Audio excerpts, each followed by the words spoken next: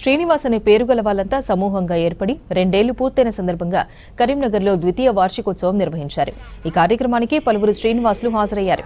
కరీంనగర్కు చెందిన ఉట్కూరి శ్రీనివాసరెడ్డి ఆధ్వర్యంలో మిత్ర బృందంగా ఏర్పడిన వీరంతా నుదుట నామాలు ధరించి సంప్రదాయ దుస్తుల్లో కార్యక్రమానికి హాజరయ్యారు.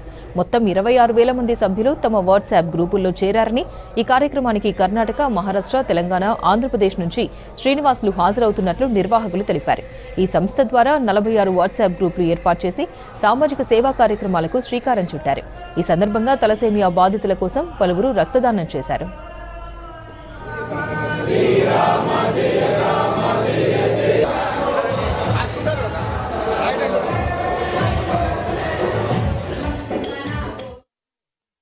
చాలా గర్వకారణం. దాదాపు ఒక 300 మంది వరకు ఈరోజు రక్తదానం చేయడానికి ముందుకు వచ్చారు. ఇంకొకటి ఏంటంటే ఈరోజు మా శ్రీనివాసుల పండగ. మేము దాదాపు ఒక నెల రోజుల నుంచి మా మిత్రులందరూ కృషి చేసి గ్రామ స్థాయి వరకు ఇది తీసుకెళ్లారు. దాదాపు 46 వాట్సాప్ గ్రూపుల్లో 26,000 మంది శ్రీనివాసుల సమూహం మాది. దీని అందరికీ 40 మంది సలహా మండలి సభ్యుల సహకారంతో నేను స్వచ్ఛందంగా 2 సంవత్సరాల నుంచి సామాజిక కార్యక్రమాలు చేసుకుంటూ ముందుకు వస్తున్నా. తలసేమియా పిల్లల కోసం మేము తలపెట్టిన యాగం. మేము తలసేమియా యుద్ధం చేస్తున్నాం.